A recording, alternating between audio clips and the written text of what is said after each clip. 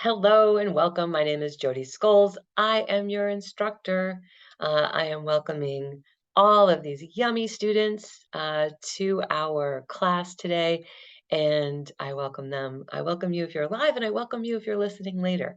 I am just so, happy, privileged, honored, grateful to facilitate this space for you. Um, you guys, look at y'all here. I mean, this guys are the future of the massage therapy industry. It is a beautiful, beautiful thing. Not everyone is called to this work. And so, as being called to this work, it is a special privilege to help you, to assist you, to walk with you on this part of your journey where you're getting ready to pass the exam. Because once passing that exam, you are someplace you've never been before. It is brand new territory. Did it. Done it. Got it done. It's so exciting. This week we had 3 people pass the MBLEX. I'm so happy for them. It's all posted in the patron site. Uh, Betsy passed, Raquel passed. Thanks for giving me the heads up, Charla. And Dee passed. Yeah. So we had 3 people over the last week take the exam and boom, boom, boom, got it done. And I mentioned that to encourage you, to to tell you that you're setting the intention. In fact, I'll do a post later today about Dee Dee and her setting her intention, because what she told me was like, Joe, I just didn't even know.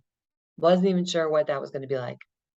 And I think everybody cried when they got their result. There's just like, whew, such a relief, right?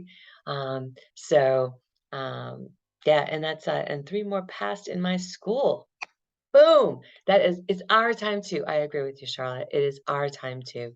It is high time. And so something a little different today that we're going to start off with. Normally, we start off with really the mindset, the secrets of the MBLEX, the what do you need to know before you go. And so much I've talked about is controlling what you can control, right? Controlling the time you arrive, controlling the night before, what you eat, how you sleep, controlling having good food before you go, right? Those are all things controlling what you can control. But the easiest thing, and some would say the most difficult thing, is mindset, is your head. And so today our class is going to control what you can control. If you're driving or you're like operating heavy machinery, don't close your eyes, but you can listen to the sound of my voice. But we're going to do about a 3-minute, maybe a little longer meditation.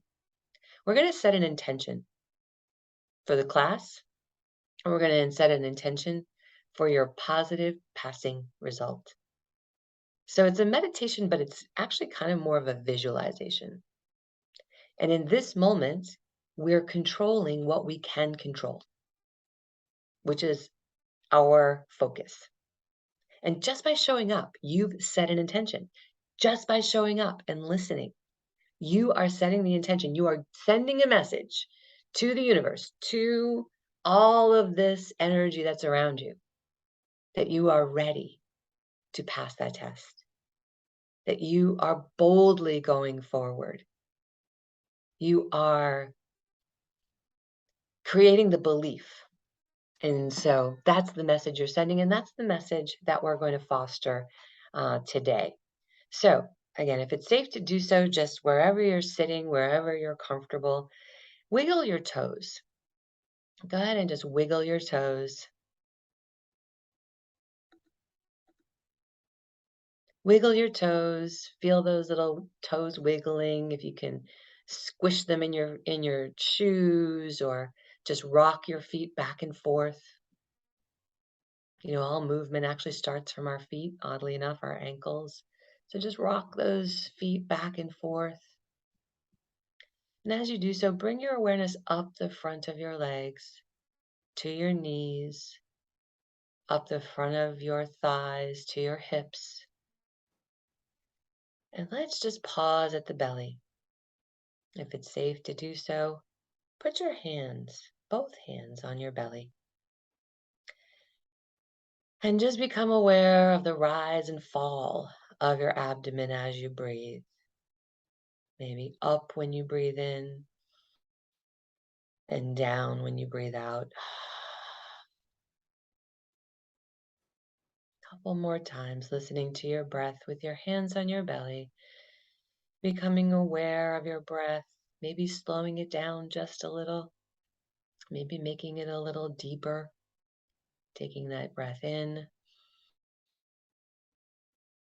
and out. And on this next breath, we're going to breathe in through the nose. And as we breathe out through the mouth, we're going to make a little ha sound. It'll sound something like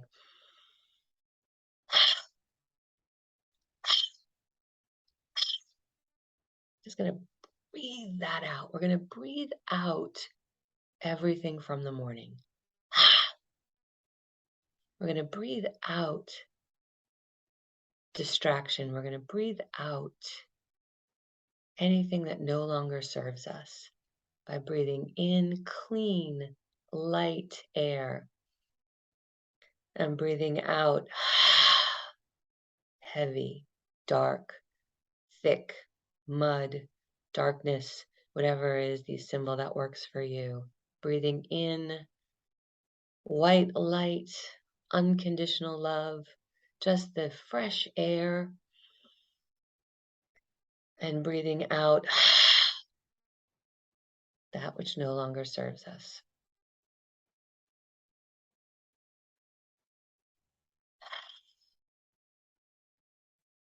False beliefs, worry,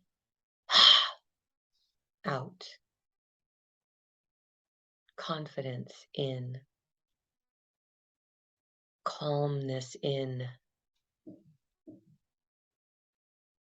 peace in. And now bring your awareness to your sternum, your breastbone, that long, flat bone. Some call it the heart center. Our physical heart is to the left, and our heart center is right there in the middle, basically underneath your chin, right at your chest. And maybe put a hand on that heart center and just become aware of the feel of your hand or the feel of your heart. And today we set the intention to do what there is to be done to prepare and pass the massage and bodywork licensing exam.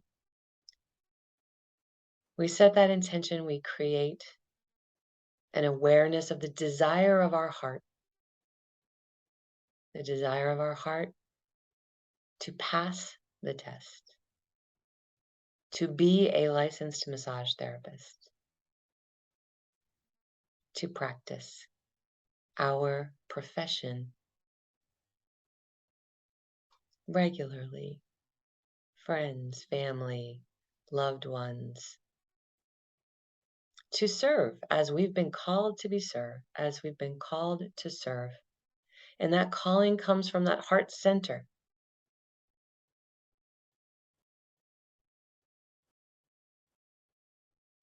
And so we honor that calling, we honor that desire to serve by being here now. And our awareness moves up through the throat chakra, knowing that we have a voice, that we open our voice and the speaking of the positive things that we will experience as a licensed massage therapist. That awareness goes up to the jaws, around the back of the neck, and comes up to the crown of the head. And again, if it's safe to do so, you can just tap the top of the head, because this is where our knowing comes from. We know all, we just have to access it. So just bringing that awareness to the top of the head and saying thank you. Thank you for knowing. Thank you, brain, for knowing. Thank you, brain, for retaining. Thank you, body, for working. Thank you for the divine knowledge that enters through our crown chakra, that enters from the divine into our knowing and our awareness.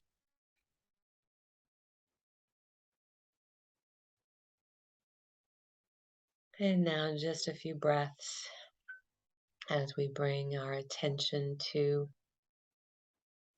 this space and time. We are here in the present.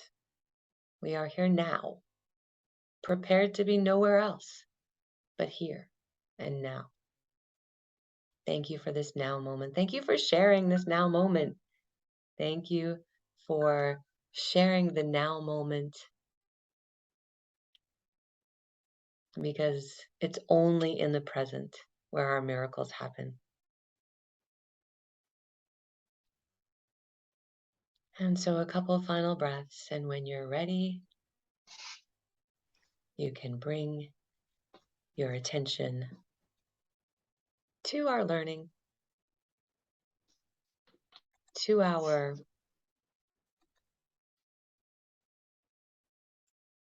you can open your eyes, your outside eyes when ready. And here we are. Here we are, prepared to be no place else. Thank you for sharing this present moment awareness. It's so helpful to be in the now. Almost every student, yeah, today you're a student, but you're a graduate. Almost every graduate has so much stuff that's already happened today. And in this now moment, we can place it aside. We can set it aside and just be here, ready to learn. And so, speaking of learning, let's get to it. All right, today we're talking about pathology. And, you guys challenged me to keep this all fresh here. Let's see. And our slideshow. There we go. I'm going to make it pretty. All right. So today is pathology. So what the heck is pathology? Pathology is at least 10 questions on the test.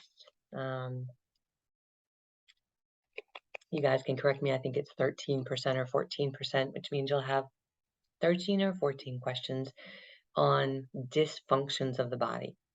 And that's what pathology really means, is diseases and dysfunctions of the body, different pathologies. So let's take a peek. Welcome back. If you're coming back, welcome for the first time. If you're here for the first time, happy to have you. Here's what we're going to cover today. So we're going to revisit tendon injuries, because they're very common on your massage table, for one, and they're very common questions on the MBLEX as well. And then we're going to dive into rheumatoid arthritis versus osteoarthritis today as pathology. We're going to take a deeper dive into osteoporosis. Yay. And that leads us easily into postural deviations. And then if we have time, we'll do headaches. And the last four there are things we've talked about in the past in other pathology classes. But at that point, I think after headaches, if not before, we're going to need to jump into the third part of our class, which is dissecting questions. So, woohoo! Yay! Here we are, getting ready. Yeah, it's going to be like so second nature when you get to the test. You're going to be like, I've done this. I've dissected questions. All right, let's go over some stuff. What are examples of tendon disorders? I don't even really like the word disorder. Remember the PTSD, right? Post-traumatic stress disorder. Disorders are conditions that tell the human mind that there's always going to be something broke. And so I like to replace the word disorder with injury, because injury are something we heal from. And even in the post-traumatic stress world, they're starting to call post-traumatic stress an injury versus a disorder. So just got to keep that in mind as you look at the words we use are really important. The words we use are creative. So choose words intentionally, especially with clients. All right. What are some examples of tendon disorders or tendon injuries? Achilles tendinitis, tennis elbow, and golfer's elbow. And these are things we've actually covered in different lessons, but I really want to just drive it home because sometimes if it's been a minute, if it's been a month, may not remember. So let's start with Achilles tendinitis. All right. So where is it located? What is the pathology of Achilles tendinitis? So find your Achilles tendon on your own body. It is right be above the heel, below the calf. It's that little tendon. Pinch it. And actually pinching the Achilles tendon is a diagnostic. When you pinch it, if it's sore, that means that it could use some massage work. And maybe you're overusing it a little bit. But it is at the distal end. So the distal end, the far end, remember we have proximal and distal. It is at the distal end of the soleus. So here is our leg. Here is our soleus, this little white stuff. And that turns into this tendon right here, the Achilles tendon. Yes. So it is, so the soleus, of course, tendons attach muscles to bones, right? Something else attaches bones to bones, but tendons attach muscles to bones. And so if you remember what attaches bones to bones, you can put it in the chat. You can put it in the chat. But tendons attach muscles to bones. And so we have an Achilles tendon. So here you'll also see I'm not sure if you can read that, but this is the medial malleolus.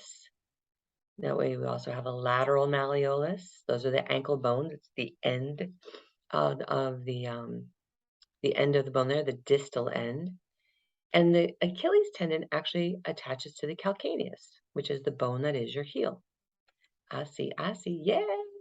Ligaments attach bones to bones, but tendons attach muscles to bones. So if you found it on your own body, you can see here, and now this is it. Right here is the soleus, as we pointed out. It trails down right here to the calcaneus. This is the Achilles tendon. I like to remind you that we love to work reciprocal muscle groups and the reciprocal muscles. So if you remember from like 6th grade doing reciprocals in math class, right? 2/3 and 3 halves. So 2/3, 3/2, reciprocals, right? So this is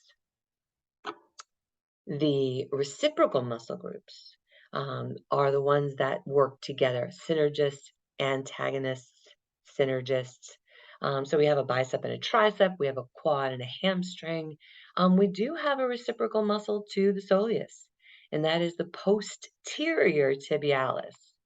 Maybe more information than you need today, but right here, behind the tibia, it's still considered an anterior muscle, but it's the posterior tibialis. I better get a move on it. All right.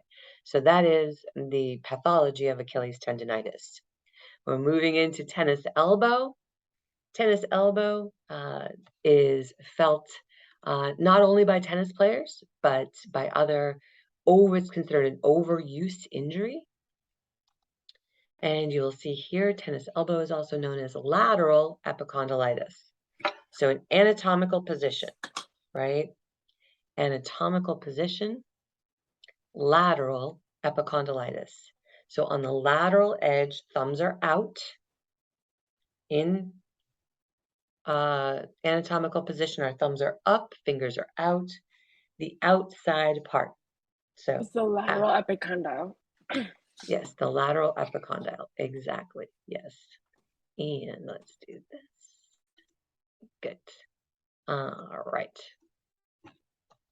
And so the medical term for tennis elbow is lateral epicondylitis. Itis always meaning inflammation.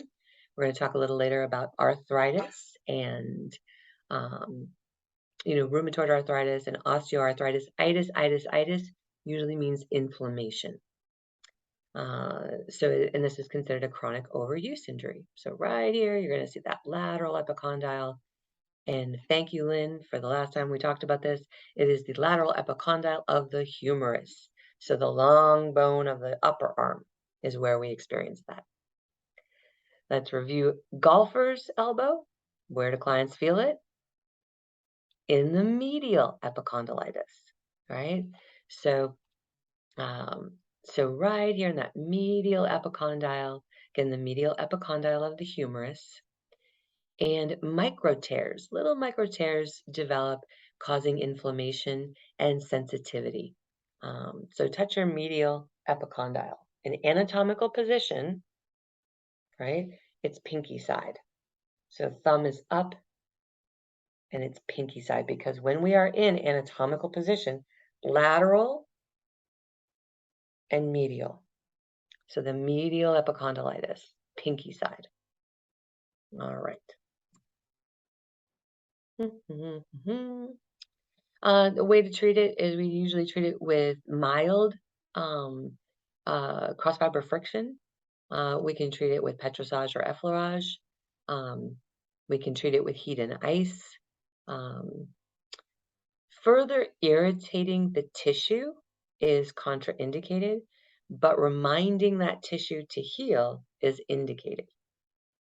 So reminding that tissue to heal by using moderate cross fiber friction, reminding the central nervous system that there's healing still to be done at the medial epicondyle.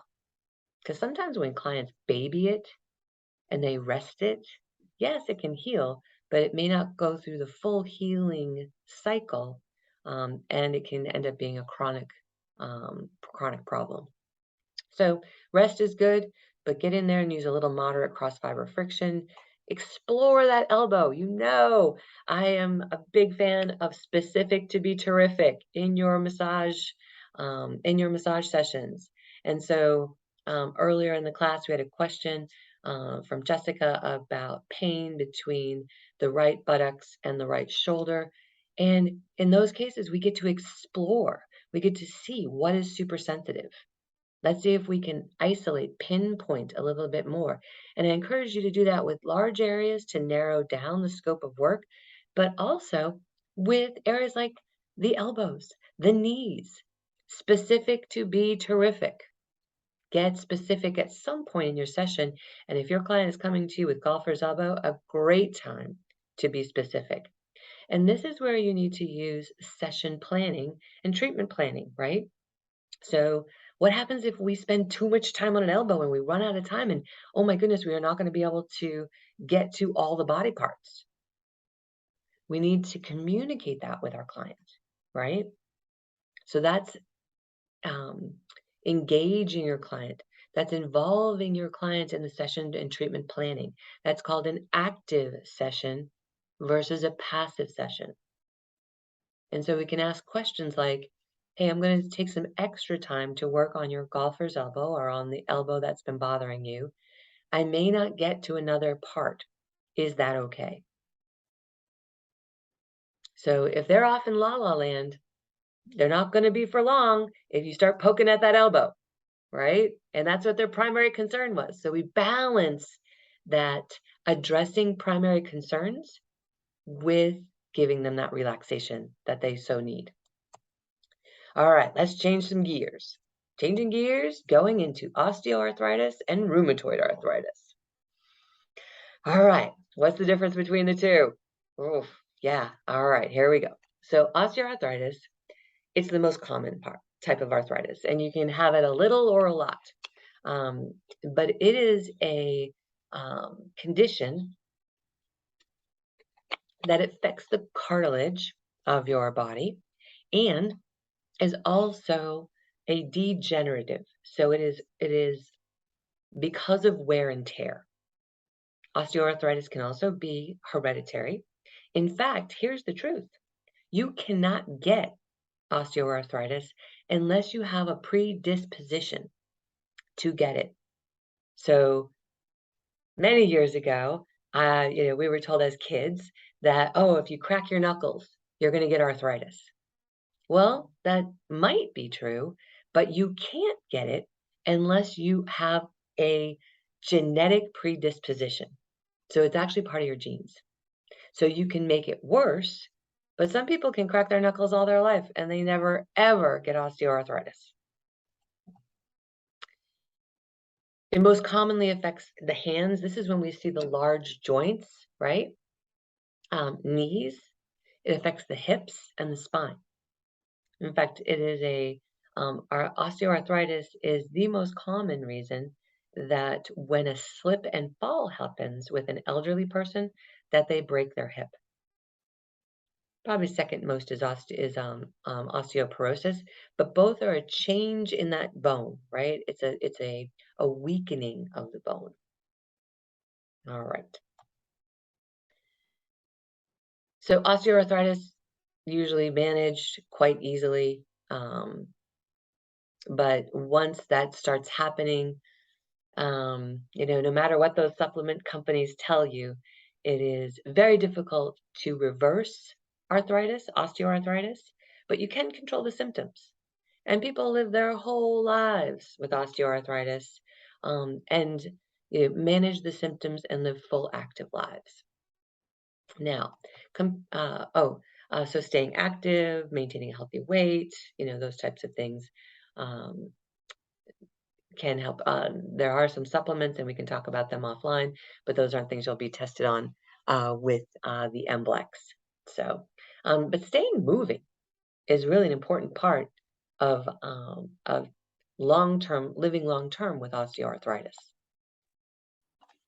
All right, let's bump back over, and now let's talk about rheumatoid arthritis. So rheumatoid arthritis is a bit different. It is an autoimmune disease.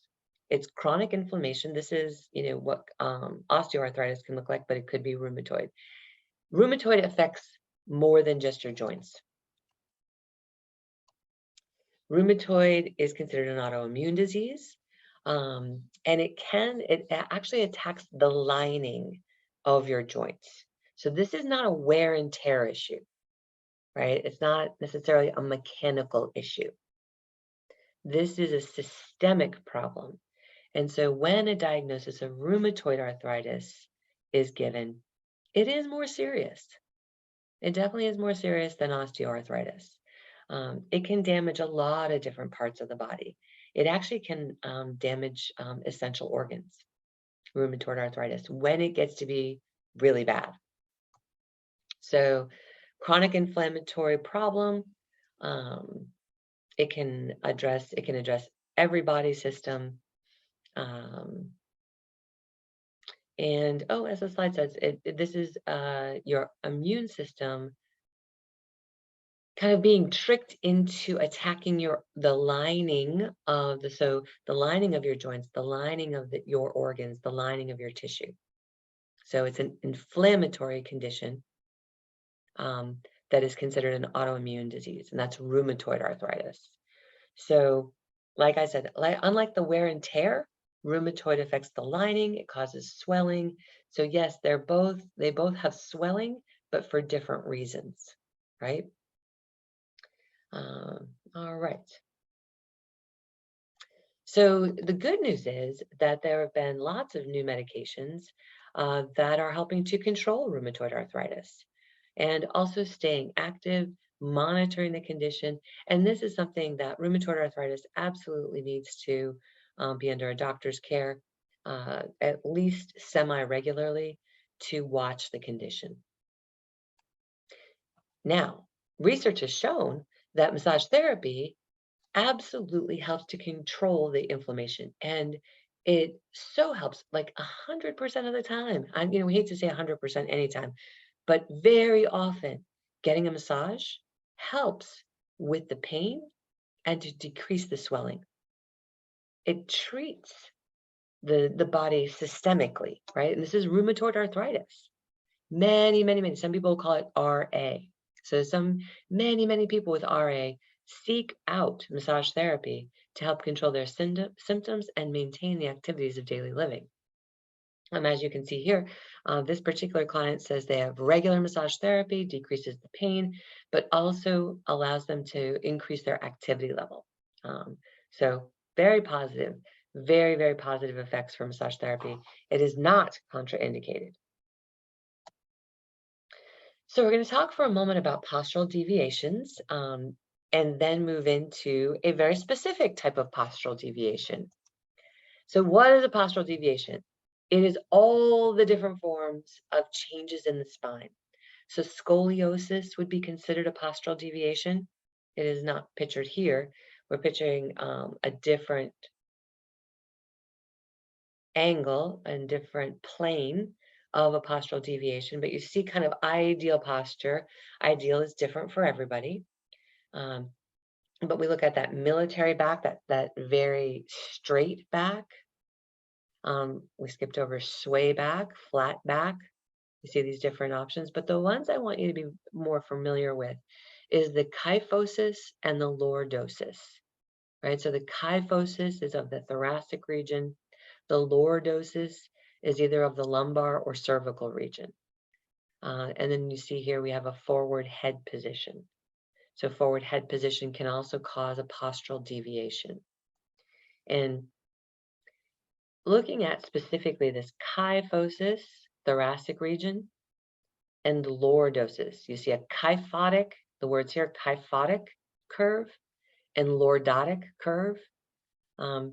Kyphosis indicates that there has been a change in the thoracic region, in that mid-back.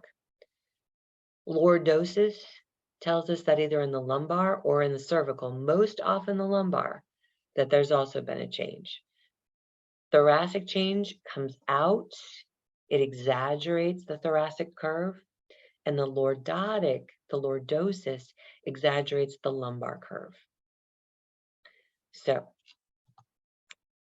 let's take a look at one of the most common reasons for a postural deviation, and that would be osteoporosis. And we haven't really talked much about postural osteoporosis in our classes. So what is it? Osteoporosis is a medical condition. It is a lightening of the bones, a thinning of the bones.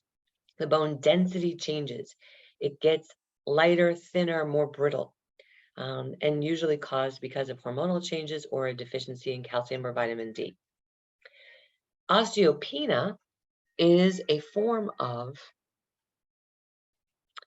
is a lighter form of osteoporosis. It's the beginning of osteoporosis. And so osteopenia is not as severe, but both words are good to know for the test, osteoporosis and osteopenia. So this is what it looks like. There's back pain. There's sometimes a loss of height. The spine is changing. So the actual outside height is changing. The kyphosis, or the hunchback appearance, right here you see in this elderly woman. And sometimes you find out you have osteoporosis because you fractured a bone. So fracturing a bone can be a symptom of osteoporosis. So what is actually happening? You'll see this is a normal vertebral cross section here. You see the density, and this is the lack of density. So of a more compressed version of that vertebral spine. So again, in the thoracic spine, so T1 through 12 is most affected by that kyphotic curve, but a nice cross-section, healthy vertebrae versus kind of one that's getting to look a little bit like Swiss cheese. Here's another image of that. And so this is normal bone density. This is what it starts to look like with osteoporosis. So you can see that it gets more, more pockets in the tissue, in the bone tissue. Excuse me. So what are the risk factors? Who gets osteoporosis? Not everybody. Um, most times we think of osteoporosis as something that women get, older women get, right? But it's about 6%. We'll look at that statistic in a minute, but 6% of men are diagnosed, or about 6% of the people who have osteo are men. So 94% are women. Definitely, it's as you age, definitely more of Asian Americans, more Scandinavia, light skin, light hair is in a risk factor. It's just because of how their DNA is. And then body size, small frame, petite women are more likely to be diagnosed with osteoporosis. And so what are the factors that contribute to what makes osteoporosis happen? Well, access is an acronym, and not all of these are like the main factors. So we're going to talk about the main factors in just a moment. But I thought the acronym was good. This access. So alcohol use, heavy alcohol use, steroid use, corticosteroid use, if you have low calcium, low estrogen, smoking, in a sedentary lifestyle. So those are all things that contribute. But let's look at the from the Osteoporosis Society, the association, what they say the risk factors are. And that is your age as you age. So women over 45, over 50, over 60 are at risk, who are female, slender, Caucasian, light-skinned, light hair, Asian race, even though they don't have light hair. If there's a family history, then there's, heredity there. Sedentary lifestyle sometimes can bring on an onset. So a lack of vitamin D, a lack of calcium, so low estrogen in women, and that usually indicates postmenopausal. And then quitting HRT at the very bottom. HRT is hormone replacement therapy. And so as women come off of that, they need to be monitored if they are in the risky age group and the risky demographic of female small-boned, Caucasian, Scandinavian descent, Asian descent. And of course, smoking and heavy drinking don't help anything, right? So what does that have to do? How does massage, what do we do? What are the session adaptations when we have a client who may be in the risk factor, may have a risk factor for osteo, or have been diagnosed with it? We need to session adaptation where we don't use bodywork techniques that might endanger the client, meaning we don't use deep muscle tissue. We don't do aggressive stretching. We need to know when a client is in the category of potentially having these risk factors. And then using techniques that encourage the preservation and the building of bone mass. So effleurage, petrissage, and not any treatment right on the bone. So we've talked about cross fiber friction on tendons that attach to bones, not with a kyphotic spine. It's kind of common sense, right? So, and just so you know, osteoporosis is something that a lot of people don't even realize they have. In fact, it's a lot of times they slip and fall, break a bone, fracture a bone, and it's all of a sudden they're diagnosed. So who gets it? So 1 in 3 women and 1 in 12 men over the age of 50. 7% of all postmenopausal women. 40 million people worldwide, not just in the US. But who? Non-Hispanic white women, 20%. Mexican American women, 10%, non-Hispanic Black women, only 5%, and men, all ages, 6%. So it's not just a white woman disease, is my point. All right, got one more in you. Let's go through whiplash. What is whiplash? It is a forceful back and forth. It is not just from a rear end accident, but in a rear collision automobile accident, that is often the case where the head is rapidly moved forward and then snaps back from the impact in the rear of the vehicle. Most common injury in a rear impact is whiplash. Now, it can also be from many, many different things, just like we're seeing concussions, right? From many, many different things. This can be from sports. It can be from, from boxing. Maybe you're a martial artist or a boxer or a kickboxer. That can actually happen with a punch. Or other types of trauma, hopefully not physical abuse, at the hands of another, but that is something to consider. It is contraindicated to do massage therapy with anyone who could potentially have whiplash for 72 hours of the accident, of the sports injury. And we know this because of our endocrine system. So here you go, your chance to put something in the chat before we get our dissecting questions. What is happening to our hormonal system during an accident? So something happens, we get in an accident, oh my gosh, we've been in a car accident. So one part of our hormonal system kicks in. And, oh, I see some answers coming, good. So that part of the hormone system kicks in and, oh my goodness, I've just witnessed an accident. I need to lift that car off the person, off the child. We have extraordinary strength. Yes, exactly. Riva, your adrenaline is going 100 miles an hour. Great. Kaiten, your adrenal glands are kicking in, right? Your adrenal glands fire, and you've got that fight or flight, and you're like, wow, I can outrun the saber-tooth tiger. I can lift the car off the child. This is, I mean, it's amazing what adrenaline can do. But what it also does is it hides injuries. It can mask injuries. And you and I have both talked to people who after an accident or a sports injury are like, actually, I feel fine. I can't believe it. I just got hit in the head by a ball and I actually feel fine. That is because their body has released adrenaline and it is masking those symptoms. That's why we have to wait 72 hours to treat, because we don't want to make it worse. I mean, your clients will try and convince you, Jodi, I'm good, I'm fine, no big deal.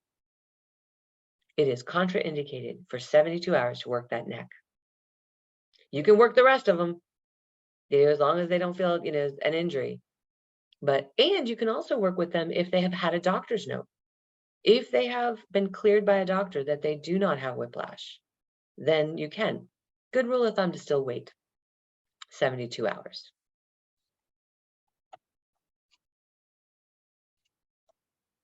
All right, we are changing gears. Ooh, we have time for headaches? All right, we'll run through it. We've got primary headaches and we have secondary headaches. Guess what that means? Primary is you're getting a headache because of a very specific thing. It is not a symptom of an underlying disease. It's overactivity or something to do with your head. Primary. It has to do with actually getting the headache. Secondary headaches are simply a sign of another condition.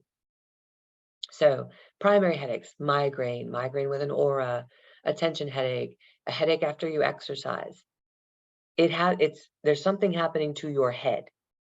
There is a condition that is affecting your head, and that makes it a primary headache. Some primary headaches can be triggered by lifestyle. So alcohol, that forward head posture, certain types of food, MSG, processed food. Sometimes when we don't get enough sleep, we get a headache. I mean, that still has to do with the head. Skipped meals, stress.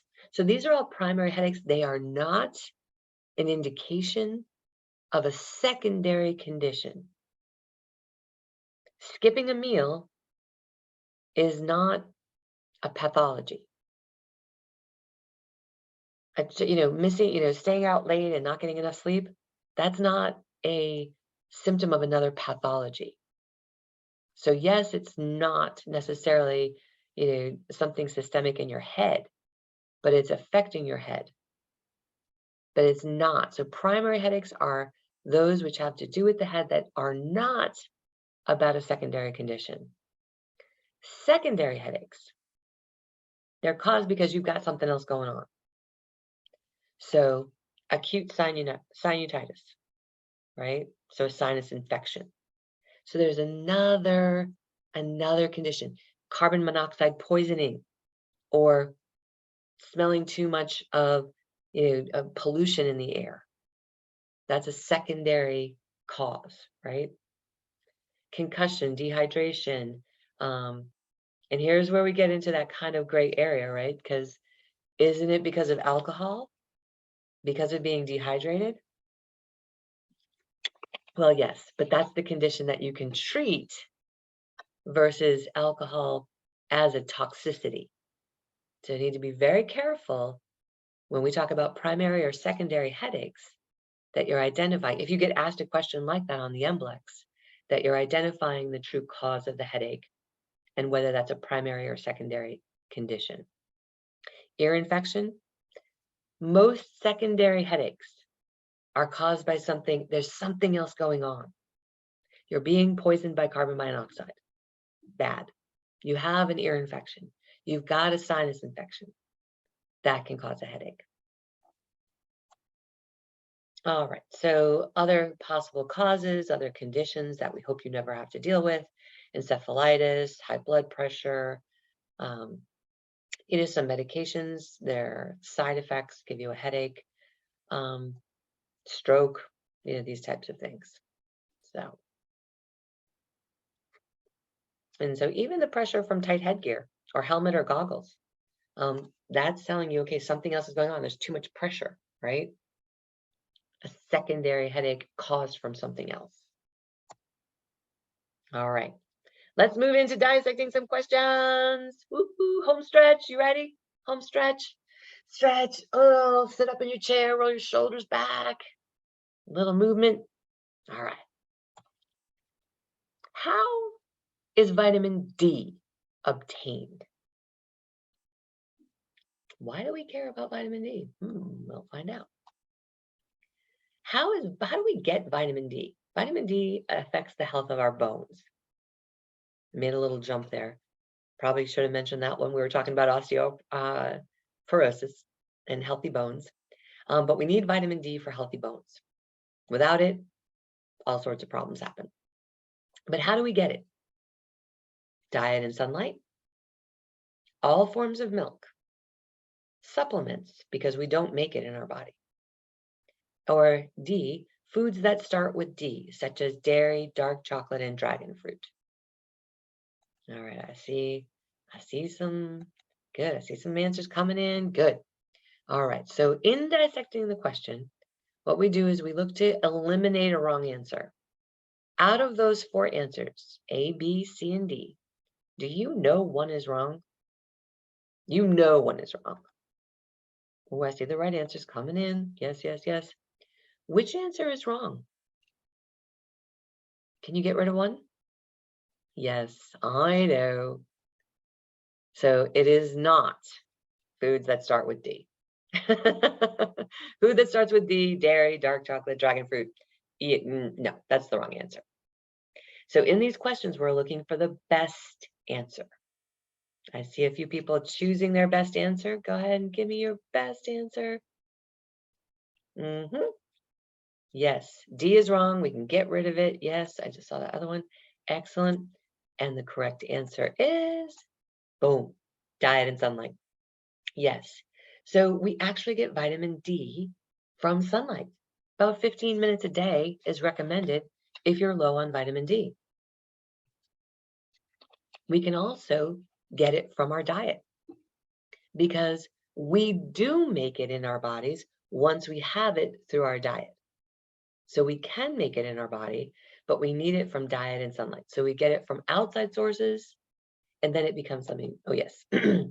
So it's obtained through diet and exposure to sunlight. Vitamin D is converted when we have low levels of calcium in our plasma. But low levels of vitamin D cause rickets and osteomalacia, which is soft bones. But we get our vitamin D through sunlight and through the supplements in our diet. Yeah. So most natural way, always look for the best answer, right? Because remember, we saw milk, and milk has vitamin D added, right? But not all milk has vitamin D added. All right, let's move on. How can one prevent osteoporosis and osteopenia? Long distance running, walking, you can't avoid it, it's genetic. Weight-bearing exercise. So, of these, again, dissecting the question, can we at least get rid of one wrong answer? Do we know one of those answers is wrong? So how can we prevent osteoporosis and osteopenia? And we are getting, yes, I'm seeing some correct answers. Yes, A on this one is wrong, definitely. The long distance running is not going to help. Yeah. So walking, how do we prevent osteoporosis? So we've talked about what it is. If someone gets a diagnosis and we want to prevent further degeneration of the bones, what do? The correct answer is D, weight-bearing exercise. Ooh, close. Walking is actually good, Riva. Yes. But it's not the best answer. It's another way to work out. Yes. So we need to be doing weight-bearing exercises so that our bones respond to that weight-bearing exercise. Walking is much better than distance running, but weight-bearing exercise is the best answer here. And even if you have osteoporosis in your family, you can avoid it. You just need to be proactive about it. It is genetic, but you got to be proactive about it. Ready for the next one? Oh, a little more on osteoporosis. You want to avoid activities that could worsen the condition. In general, you make lifestyle modifications, get calcium and vitamin D, and depending on your age, don't fall. Employ fall prevention strategies. All right. What is the difference between rheumatoid arthritis and osteoarthritis? Think about that for a minute. What is the difference between rheumatoid and osteo? One is old people and one is young people. Osteo is a degenerative disease. Rheumatoid is an autoimmune disease. With osteo, you can tell the weather is going to change. With rheumatoid, you hurt all over all the time. Or they're basically the same, right? Arthritis is arthritis. What do you got? I see some answers coming in. I like the answers coming in. I like the answers coming in. Can we get rid of one incorrect answer? Can we get rid of one? Oops. Sorry, Kaiten, you don't need to unmute. I was just trying to mute everybody. Your name came up first. Can we get rid of one wrong answer here? What is the difference between rheumatoid and osteoarthritis? Well, what we know, can you see this last one? They're basically the same. Is that true? Oops. They are not basically the same. All right, let's go one more. I see lots of answers coming in. Boom, boom, boom. A is wrong. Correct. Yes, A is wrong. You are right. D is wrong. Correct. And I see several people. boom, bada boom. Osteoarthritis is a degenerative disease. It means that it's been chronic. There's been degeneration. There's been something that's worn away the bone or made the bone change. Rheumatoid is an autoimmune disease. It's an inflammatory condition, and it affects not just your joints. It affects all of your body. All right. Osteo is the most common form. It wears away the cartilage that capture bones. Rheumatoid is a disease in which the immune system attacks the joints. It attacks all sorts of the lining of the joints, actually. Oh, there it is, beginning with the lining of the joints. All right. A little dust off your brain cells. What is the clinical name of tennis elbow? Remember, we're in anatomical position. So is the clinical name of tennis elbow A, medial epicondylitis, thoracic outlet syndrome, carpal tunnel syndrome, or lateral epicondylitis? Can we get rid of one or two answers on this one? I know you know this. I know you know this, and you're just trying to remember, right? Tennis elbow, tennis elbow. Is tennis elbow thoracic outlet syndrome? Is it carpal tunnel syndrome? Is that the sign? Is that the clinical name? It is not. Oop. Thoracic outlet syndrome, it's not carpal tunnel. All right. Oh, I see all the answers coming in. Good. Oh, more answers. Boom, boom, boom, boom, boom, boom, boom. Yes, B is wrong. You're right. Good, good, good. Yes, the correct answer is the clinical name of tennis elbow is lateral epicondylitis. Yes. Good job. Way to go. You remembered. You didn't get confused. Nice. Okay. Last question. What is the wait time for whiplash? 24 hours, 48 hours. Whiplash is an absolute contraindication. They have to see a doctor. 72 hours. Now, with our dissecting the questions, can we get rid of one wrong answer here? Ooh, I see answers already. Ah, look at you guys. That one stuck, right? Good. Let's get rid of one wrong answer. Whiplash is not an absolute contraindication, but if they have to see a doctor before you work on them. But what is the wait time? This is the question. What is the wait time? The wait time is 72 hours, 3 days.